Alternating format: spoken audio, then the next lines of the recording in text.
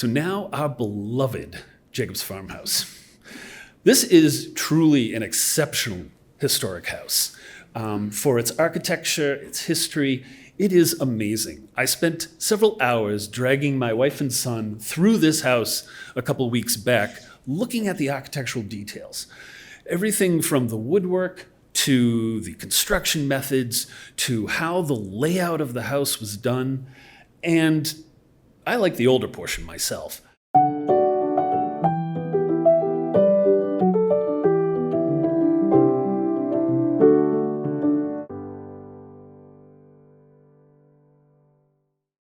Well, thank you all very much for coming out tonight. This has been a very interesting sort of challenge, coming up with 10 objects, trying to tell a story in 10 objects of these 3 anniversaries. Years ago, when I was teaching an American history and culture class up at Suffolk University, I assigned the Smithsonian History of America in 100 objects as one of the texts. And in the introduction, the director of the Smithsonian said, "It's an almost impossible task.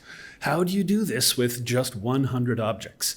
So tonight, what I've done is I've chosen 10 objects, 6 of which are out in the display case out there, one of which, the really comfy looking chair right here, is on the table, and the others are in other locations.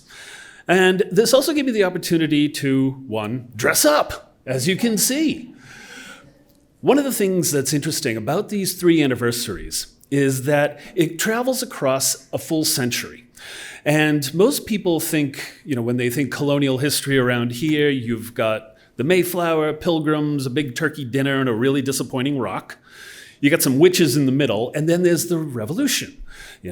Plymouth for the Pilgrims, Boston for the Revolution. But this whole period is extraordinarily rich in stories, objects, artifacts. Growing up around here, we're surrounded by so many old houses, landscapes, the burying grounds, of course. This is how I got into this. I love burying grounds and cemeteries. And so this is also a way to understand the change over time in everything. The culture, the society, the politics, the fashions. You can see I'm wearing the sort of 17th century style of outfit there with the long waistcoat, the long coat. As a gentleman, I would have a sword. In the middle is Cara Hamilton portraying 1726 with the typical outfit of somebody who would be living in the Jacobs Farmhouse. And then there's the youngster there heading off with his drum to the Revolution. Thank you, John. Yep. That's my son. He doesn't stand a chance with a dad like me. But it's a wonderful way to sort of understand how different things are between 1620 and these 3 dates and today. So our anniversaries that we are looking at tonight, 350 years ago, King Philip's War, there was an attack here in Norwell, Hanover, Norwell, and Scituate. The 300th anniversary of the Jacobs Farmhouse in 1726. Traditionally, that's the date assigned to the house because that's when Joshua Jacobs and Mary James got married in that year. So that's traditionally how an old house has been dated. And then, of course, the 250th anniversary of the Declaration of Independence. Over the past couple of years, there have been so many 250 anniversaries related to the Revolution, and this will be the big year for that.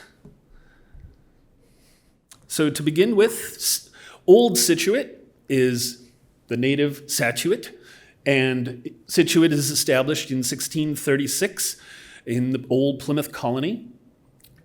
Hanover is set off in 1727. South Scituate is set off in 1849, and the name will be changed to Norwell in 1888. So it's a bit tricky with the history when looking back at the 17th and 18th century, because you need to look at Scituate records for Norwell and Hanover. So in here you can see a map from 1831 that shows Norwell as part of Scituate.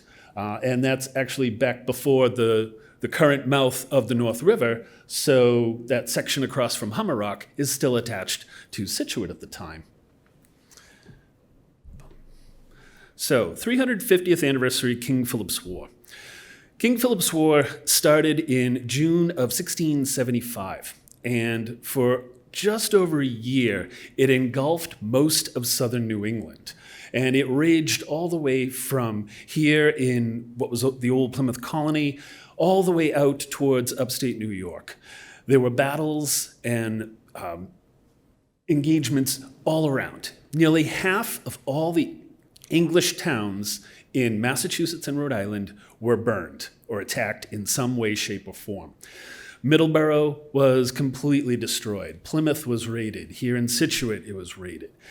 And it's an interesting war to study because it started with the pressures on the native people. By 1675, the English were living alongside native people, the Wampanoag, the Massachusetts, in this area. And there were lots of pressures on the traditional native way of life. Natives traveled around. They had established roads, pathways, established rivalries and commercial connections with other tribes, other nations. And one of the, they had trade routes that went all the way up to Canada, to the Great Lakes, from here. But with the English encroaching, suddenly the English are damming the streams. They are creating fields, putting up fences. They're letting their pigs run wild. And pigs are getting into native cornfields. This starts a lot of problems, and court cases start to come about. So the war itself begins when King Philip, the son of Massasoit, with a bunch of other native subordinate sachems and other allies, start to attack English towns. And for the next few years, it's sort of a running battle. Philip travels all the way up towards the Iroquois in upstate New York and back.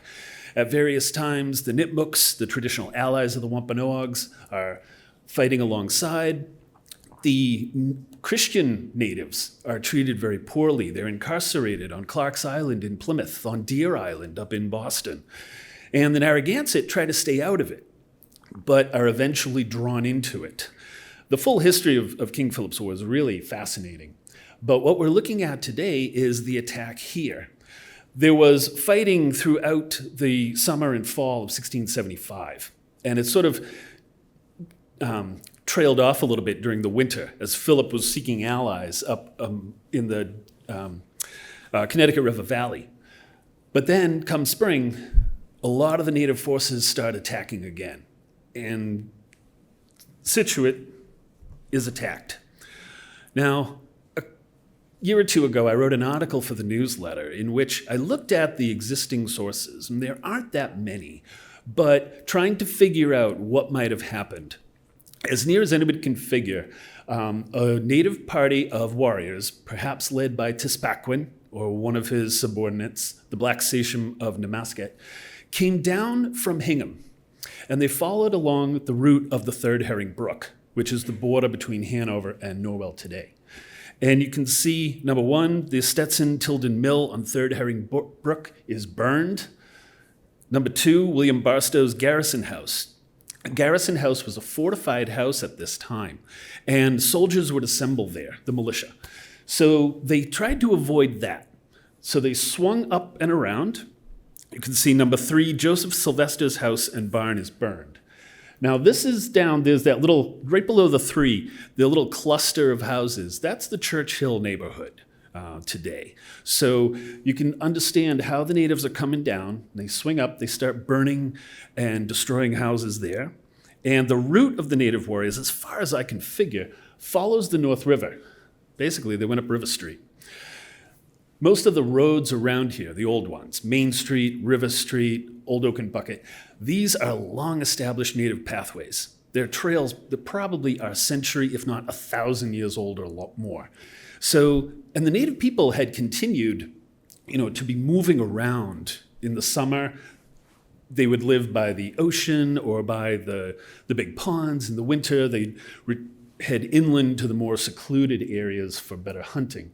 So they knew the landscape, and they knew how to attack the English. So here's where it gets really interesting. The site of the blockhouse on Blockhouse Road today.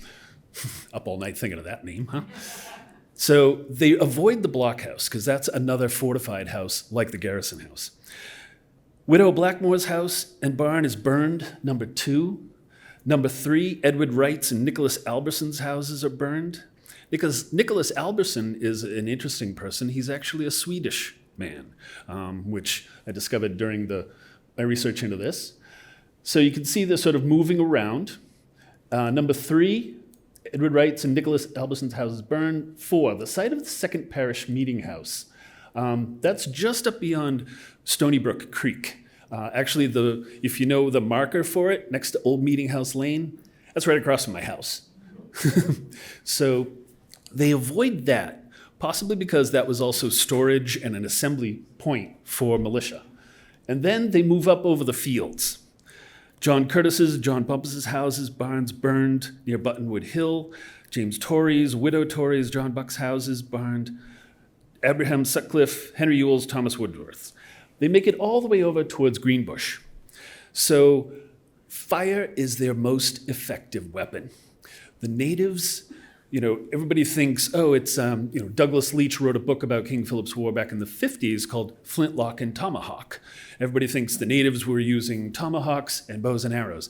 Their most effective weapon was fire. If they could burn the houses, burn the supplies, and force the English to evacuate, that was the best technique. And to the English, they called the native tactics the skulking way of war, because English coming from Europe, European warfare is you line up everybody next to each other and you go out and blast away. The natives didn't do that. Hit and run tactics, fire as a weapon. So you can imagine during this raid, which took place there was an earlier raid in April, and the big raid took place in May of 76. You can imagine, seeing the smoke, seeing rise in the distance. You can imagine smelling the smoke, hearing the fire. If you've ever encountered a house on fire, the sound is something extraordinary, that roar of the flames.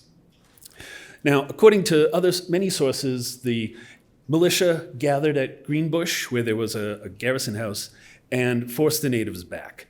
It's a little unclear, but what is known is roughly 14 houses were burned and destroyed, barns, animals, and it was a major raid during the war. So the first pieces I chose were several native liths. Lith or lithics, which means stone, are stone pieces, and they can date anywhere from 2,000 to 400 years ago.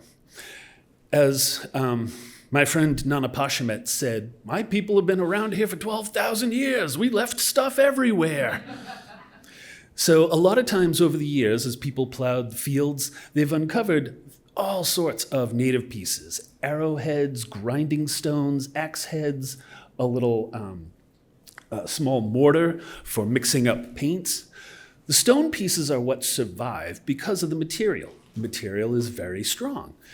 Other native pieces have been found, but often less frequently.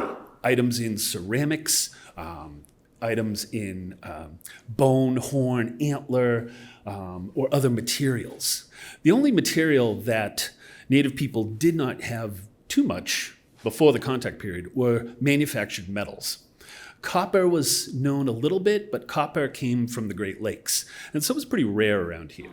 So the native people used stone and the materials available to them. And chances are all of you know of other collections out there or know of pieces that have been dug up on people's properties. Chances are if you start digging around here in any one of the properties, you're going to find native pieces.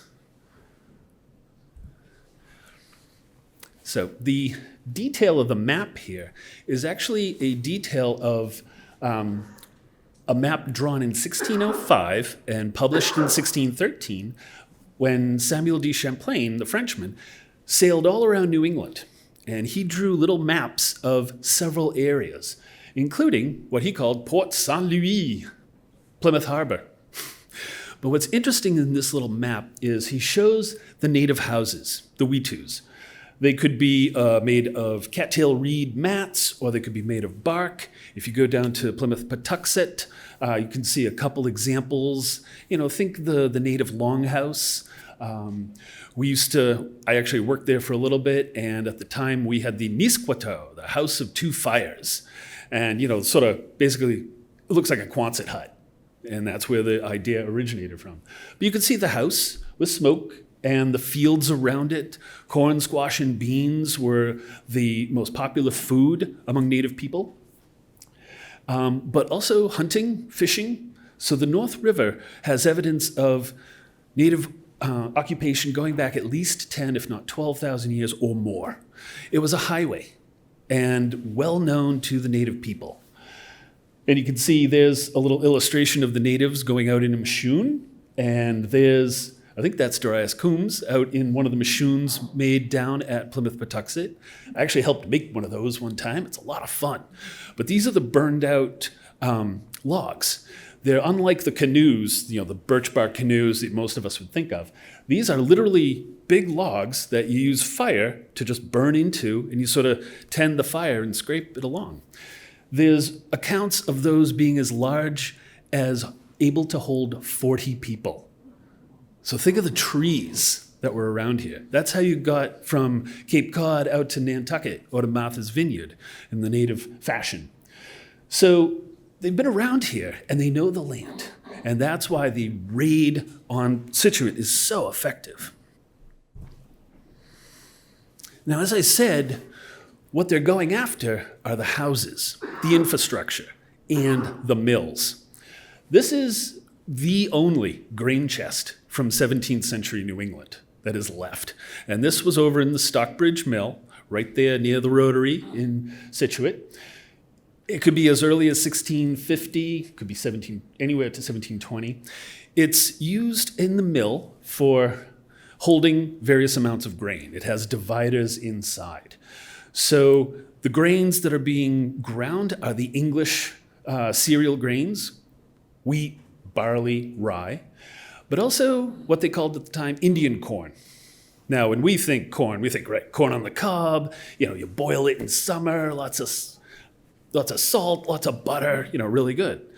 Corn at this time, particularly Indian corn, native corn, or in the Wampanoag, Wayachiminiash, is hard. So think the flint corn. So you have to grind it.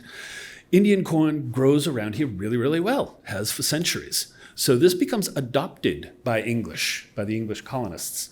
So mills need water power. So you have to create a dam. Most of the little ponds around here, we have a lot of mill streets, we have a lot of mill ponds, mill road. You have to dam the river. So this prevents fish from getting in, but it harnesses it for the mills. So these obviously are targets for the raid during King Philip's War. And this occurs throughout New England. Here's an old image of the Stockbridge Mill, and you can see the remaining portion. It was both a saw and a grist mill. Grist mills were for grinding grain.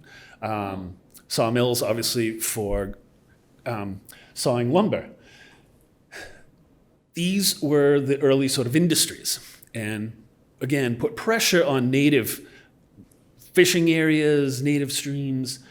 But this is a rare survivor. It's thought to be, if not the oldest mill still around, dates well back to 1650. You can see there it is on the right as it looks now. It kind of goes down and back to harness the water power.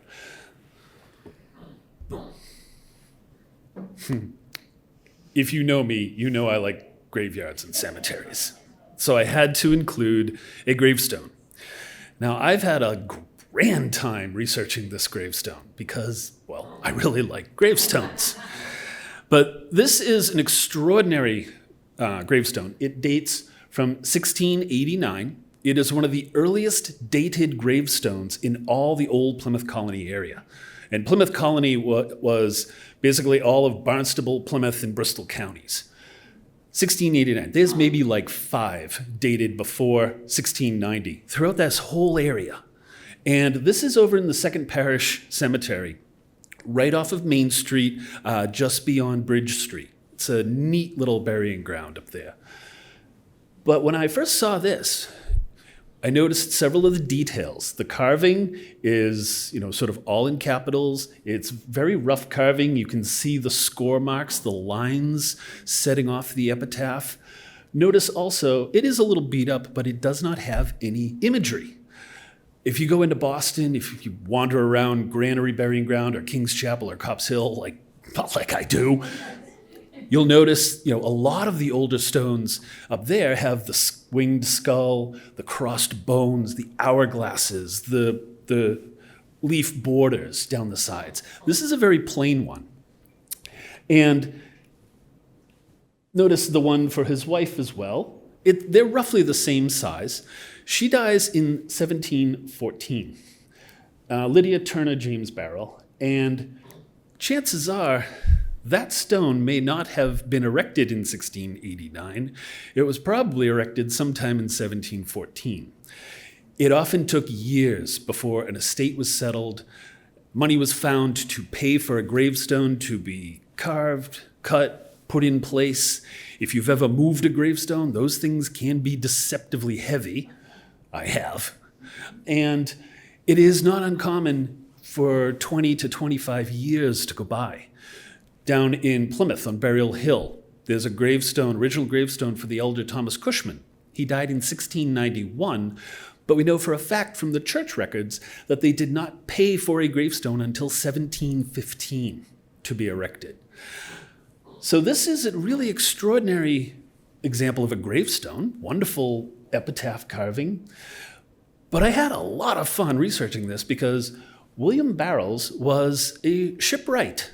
He was a shipbuilder. He was from Boston originally, and he married Lydia Turner as her second husband.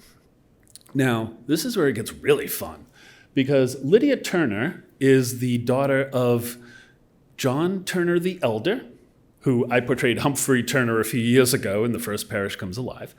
Well, she is married to first a John James. And John James, like William Barrels, is also a shipbuilder. And according to Dean's History of Scituate from the 19th century, John James was killed or died from his wounds received in King Philip's War. Well, that's probably not the case because he's alive almost 3 years afterwards. He isn't officially dead until March of 1679. By her first husband, Lydia and John James have Captain John James, the first child, whose great-great-grandson will be the namesake benefactor of our Little James Library here in Norwell. Now, William and Lydia marry in 1680, and they have 5 children, and many of their children settle in this area. You see, I have to actually draw out family trees with half of these things when I go to research it. So,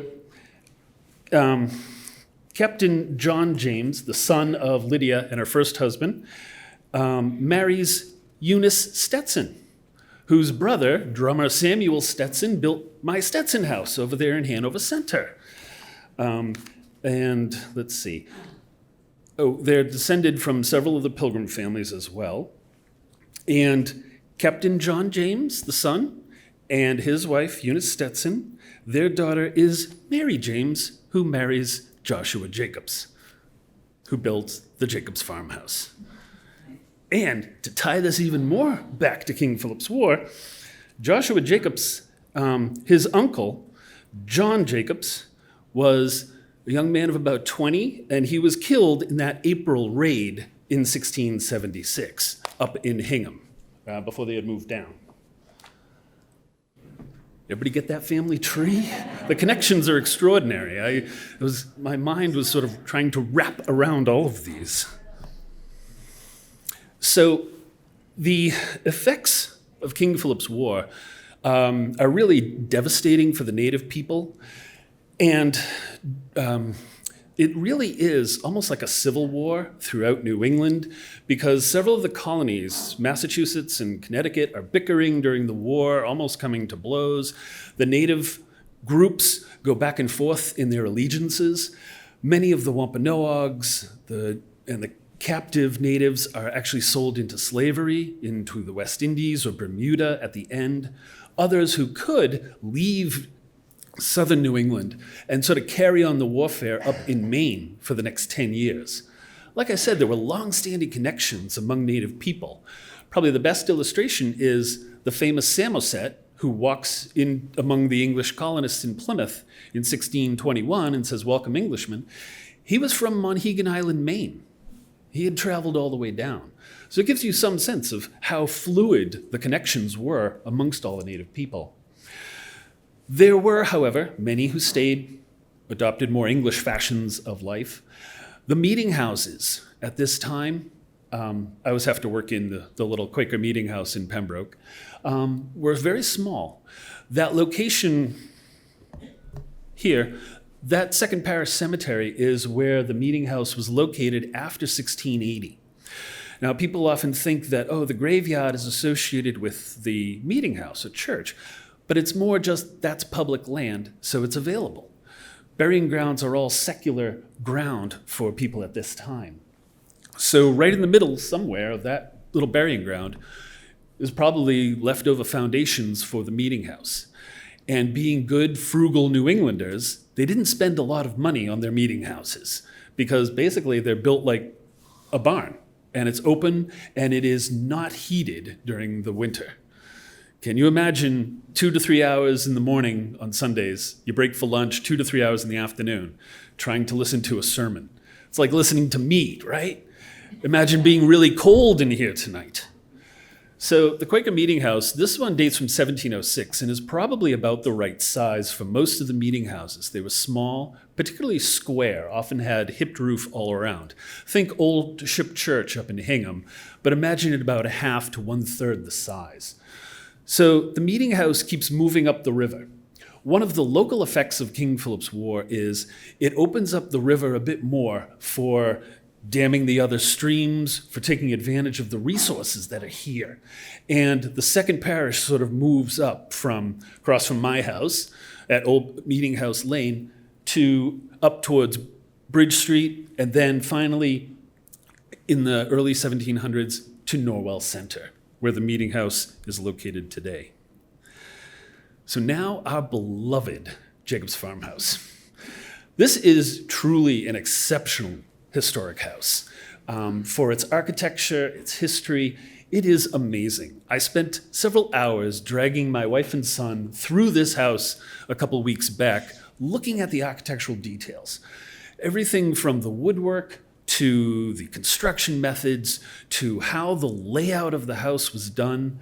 And I like the older portion myself, and then the 1840 section.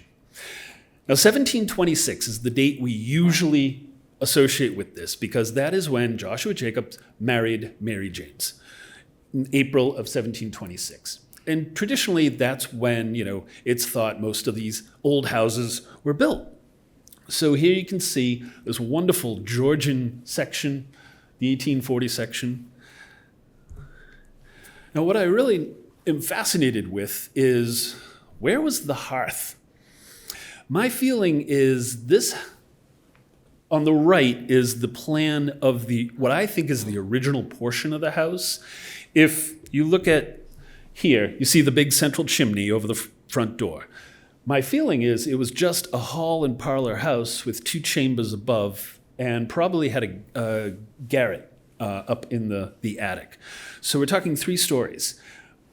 I'm not sure there was an original L. We can argue about that. We can sort of crawl through it. But looking at the fireplaces, they're fairly small. So I think one of them, probably the room on the left, was the original hall with the hearth. So that's where the cooking was done. Now, what's really interesting is the proportions and the dimensions are very similar to another famous house. That's the old section of the Adams house up in Quincy. if you look at how the original Adams house in Peacefield, the old one, it was originally built by the wealthy Vassall family. And that is the original proportion. And you can see that one's a little bit more ornate, and the chimneys are at the end rather than in the middle. But the dimensions, like I said, are roughly similar. So, and this is 1731 is when that is built by the Vassalls. So this is the new fashion. We're moving away from the first period architecture and coming into the sort of Georgian style of architecture. I worked there. I learned something from when I worked there. Excellent. I'm a ranger. It's a beautiful house. And like the Jacobs Farmhouse, I've always been sort of fascinated with the original portion of it, that 18th century portion. So this is a detail from the 1879 County Atlas of Plymouth County, and you can see this is a working farm. For the next couple of generations, the Jacobs farm, and you can see the house right there, the cider mill across the street, the outbuildings, you can see where the fields are leading down to the pond, you can see the location of the saw and grist mills, right where the entrance to the ball field is today. The Jacobs, not only the farmhouse, but the whole property is probably one of the finest preserved 18th century landscapes on the South Shore. I mean, you get the sense of what that place looked like. And you can see, they worked close to where their business was. Around 1720s and 30s, the Jacobs brothers dammed the Third Herring Brook, created Jacobs Pond, that is a man-made pond, and started their saw and grist mills, just like the Stockbridge mills over in Scituate.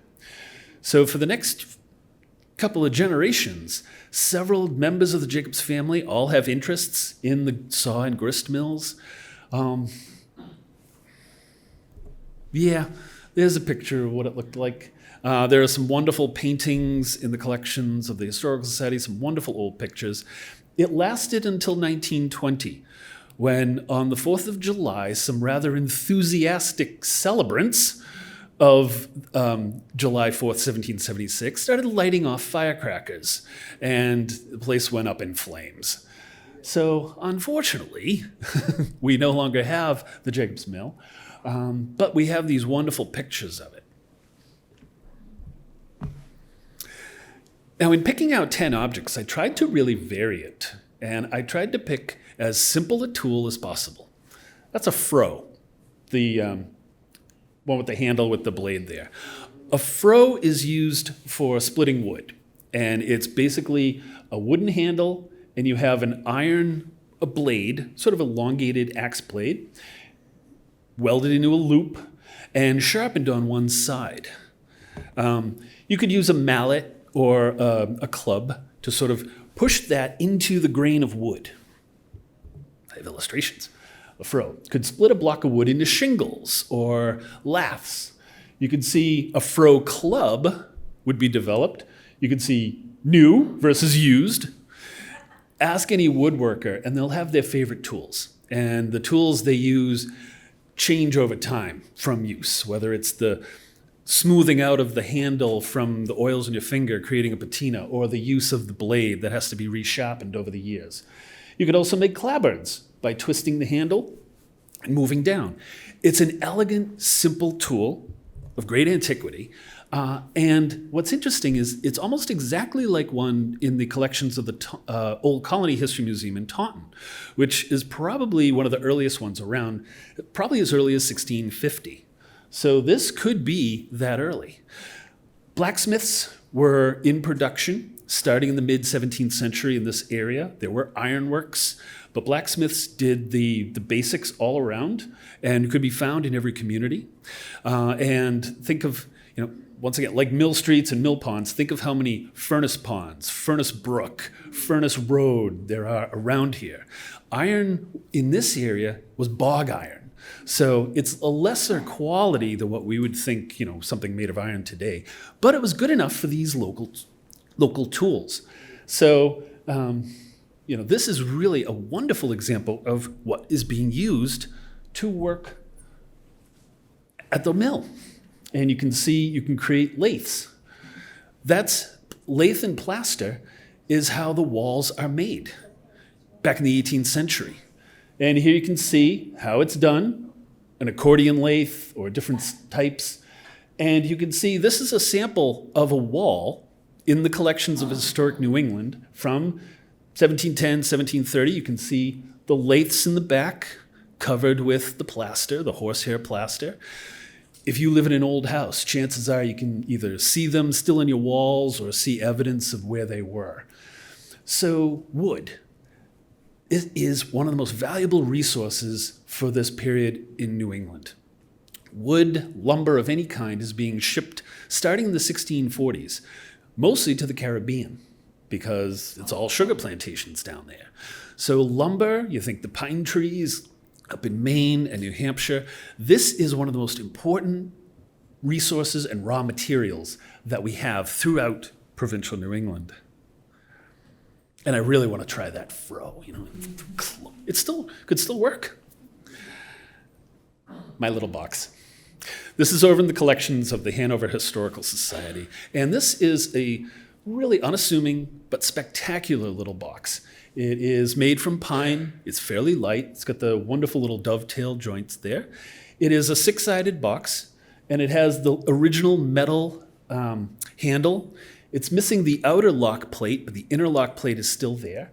And it has what's called the wrought iron snipe hinges in there. So they're just like cotter pins that are bent over. A box like this, sometimes called a coffer or sometimes a document box. This is one of the plainest ones I've been able to locate, and it comes down through the Jacobs family, gift of the heirs of Maria Jacobs and the Hanover Historical Society. So traditionally, according to the records, was made by Benjamin Jacobs, who was one of the brothers of Joshua Jacobs, who built the Jacobs Farmhouse. When I ask the third graders when they come through, hey, what do you think you would keep in this? And they're all like, oh, Legos, M&Ms, But what's interesting is something like this, because of its small size, lock and able to be locked, you would take this with you. You would carry it around. And we know that was done for a fact because this is another example. That is a little document box in the collections of the Morristown National Historic Park down in New Jersey. Morristown was the site of 2 winter encampments during the Revolution. And so very similar. Something like this could be used to hold all those papers and documents. Think of all the receipts, documents, letters going around during the Revolution. If you've ever seen original court records, they were all folded up in little bundles, and they could fit right inside a box like this. Oh, and that's the aides de camp room, Washington's headquarters at Valley Forge, to give you a sense of the papers necessary. Our waistcoat. This is really a fascinating waistcoat, and traditionally thought to have been worn at the wedding of Joshua Jacobs to Mary James. Probably dates a little bit later, but silk. Around here, most people are wearing wool, linen. Cotton is rare, but silk could be imported from Europe, from Asia. You can see this portrait of Ruth Cunningham Otis. She's obviously wearing, her finest, but you can see the smooth sheen on the silk dress. And what's interesting is her husband, of course, is James Otis. Hurrah! The great patriot, the older brother of Mercy Otis Warren, our beloved Mercy from Plymouth. And notice his waistcoat has the same sort of similar sheen from the silk as the pattern on our little waistcoat out there. So, the materials themselves, when you think provincial Massachusetts, 1720s, 30s, 40s, you don't associate silk, you don't associate fine materials, but they were coming in, even to rural outposts like here in Norwell, right? There's the big man. Our third anniversary is 1776, 250 years ago. The printing over there, that's one of the first editions, the Dunlop printing. That was the version of the Declaration of Independence that most people saw. Printed up versions like that, not the written one that's in the National Archives that everybody has. And this was reprinted in newspapers, reprinted in town meeting reports, read out loud at courthouses and meeting houses, read to troops. 1776 is obviously July 4th, the birthday of the country. For me, the Revolution is the single biggest event in American history. It creates the entire country. It puts us on the path we follow today. Now think about it. All your life, if you were here in 1776, you were a subject of a British crown. There was a monarch thousands of miles away that you would never see, that you had to be, pledge your say an oath to at any public meeting. All of a sudden, that's changed. You're now a citizen of a republic. It's not a perfect republic, but it's on its way. That is a fundamental change. Everything changes with the Revolution, from music to theater, to fashions, to furniture, to architecture, to how people think of themselves. Now, as subjects of a British crown, provincial Massachusetts, of course, we followed British fashions. We got the comfy chair. Yeah. This is basically a country version, Chippendale style, probably about 1760, of what's called a corner chair. If you ask people, the sort of docent lore is, oh, well, it's for gentlemen who have swords, so they can sit with the sword going that way, or it's for women with large dresses. Actually, no, it's just sort of the fashion at the time. And these can be very elaborate. If you look at the collections in the MFA or the Metropolitan, they've got wonderful ball and claw feet. Maybe they're made from mahogany, imported from the West Indies. This one is just nice and simple. It's probably cherry or maple, but it is a wonderful example of the sort of local styles. And there were cabinet makers throughout the South Shore. Here in Norwell, all that abundance of wood, and you were following fashions of the 1750s and 60s, just like with furniture, or furniture just like clothing. And it doesn't look too comfortable, but somebody did use it a lot for sitting because the edges right up here are kind of worn. If you've sat in one chair all your, the one comfy chair you have at home, it sort of sinks in a little bit. So this shows signs of use. The needlework seat is a later replacement.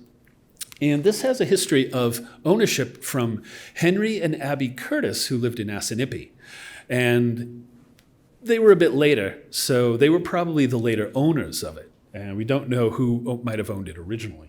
But this is the sort of Georgian style, and you can see the woodwork of the Shumway House parlor. That's up at the MFA in Boston, one of the period rooms. The wonderful curves, the elegance of the Georgian style. If you go into the Jacobs Farmhouse, go into the 1726 parlor, and that wonderful woodwork all over around the chimney and the fireplace. So these are the styles that people have when war breaks out in 1775. You can see there's a very refined Colden House parlor, but you can see the woodwork would only surround the fireplace, and the rest would be plastered with wainscoting around it. And there you can see some much more elaborate chairs, but here we have another chair, also attributed to Henry and Abby Curtis, but it's got the wonderful, what's called rabbit ear slats in the back, opening, and the wonderful curves up on the top. This is what the style was around here for a provincial family like the Jacobses. Now this spectacular little Bible, which is out in the display case, was owned by a woman named Priscilla Mann. And what's fascinating is right in the front cover, she writes, Priscilla Mann's Bible, Hanover, June 12th, 1776. That's 1 month before the Declaration of Independence. Now, it is a copy of the King James Version of the Bible. Priscilla Mann lived from 1746 to 1831. This was given to her when she was about 19 by her friend, Abby S. Jacobs, a month before the Declaration of Independence. She was a school teacher, but unfortunately, when she was 16, she was living in Boston and her parents died. Somehow she came down here and lived with the Jacobses. So when you think about the Jacobs Farmhouse, think of not just the family that's living in there, but there are other people, boarders, who probably live in there, servants. So she's a teacher. She taught in Boston, Scituate, Norwell, and Hanover for 50 years. Priscilla's an interesting person. She was described as intelligent, strong-willed, and independent. She never married, and she left some of her thoughts behind. Quote, "I early resolved upon a single life. My occupation gave me an unwished-for foreknowledge of the married world." Priscilla also had a bit of a sense of humor. One of her other remarks is, or somebody remembered, she used to sportively remark that, quote, "all she knew about cooking was how to spread her own bread and butter." This is an interesting woman, and as a school teacher, inside the Bible in the back are some of her original poems.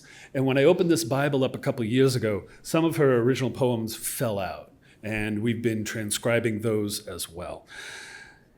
She lived at the Jacobs Farmhouse in Assinippie at various times, and she died in 1831 at the age of 84. And some of her pupils, the young pupils, went on to be educators themselves, involved in some of the upcoming universities. So it's really a fascinating little Bible when you think about it, and the importance of reading, the importance of literature.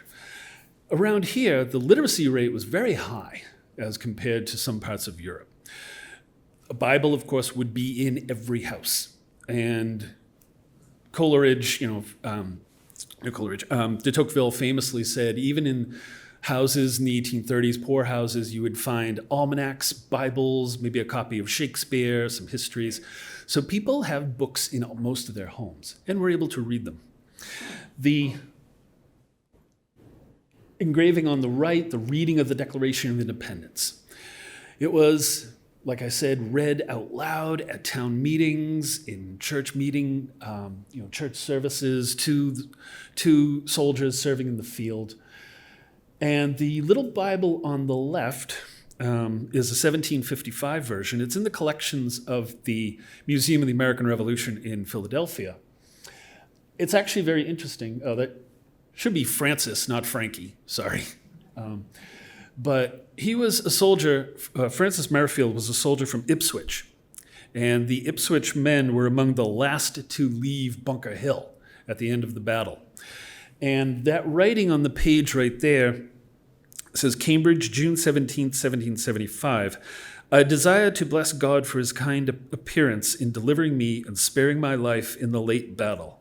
I desire to devote this spared life to his glory and honor. In witness my hand, Francis Merrifield. So when you think of the soldiers heading in, think of the Bibles they brought with them. What sort of, how did Priscilla Mann use her Bible? Which, that writing, you need like a magnifying glass to see it. It's so small. But these were the books carried. So the Revolution is about stories. Wish Christian Jevney was here. He loves swords. Don't we all? Well, after I stopped brandishing this little sword up top around several times over the past few weeks, I was doing some research on it, and I might change my opinion. I think it's a French sword, probably 1770 to 1790.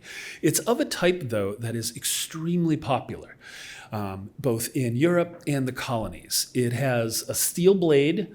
It is a brass little guard on either side of this flat blade. It has brass wire wrapped around the grip of wood.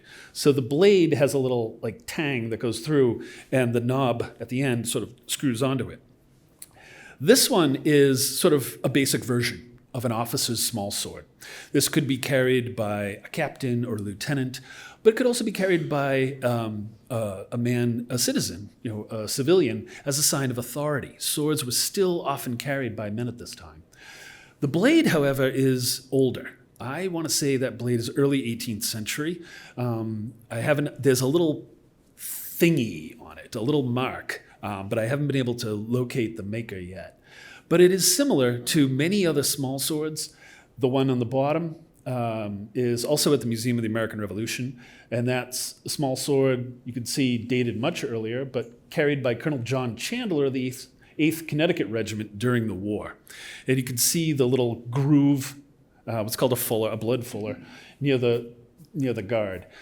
These types of swords are found in all sorts of materials.